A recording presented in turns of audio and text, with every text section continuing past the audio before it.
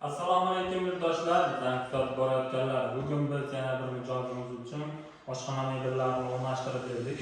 Bu oshxona mebelimiz sizga abrazda joylashdi.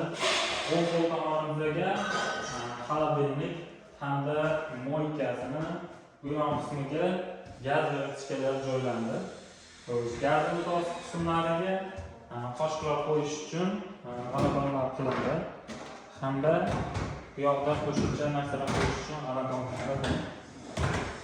Bu yerlarda ost qismlariga keng hamda polkali joy tarqatilgan bemalol idish tovoqlar juda ham ko'p yeltadi va xohlasa. Bu yerda moykamiz to'rt funksiyalari hozirgi kunda eng oxirgi vipskalardan biri hisoblanadi. Va buni yuqori qismiga shu shulka joylaganmiz. Bemalol tovoqlarni yuvib taklasa bo'ladi. Xo'sh, xolodilnik hamda buni materiallariga keladigan bo'lsak, materiallari akreldan bo'lgan, rossiyskiy tekstalitlar, rossiyskilarga zarb qo'yilgan.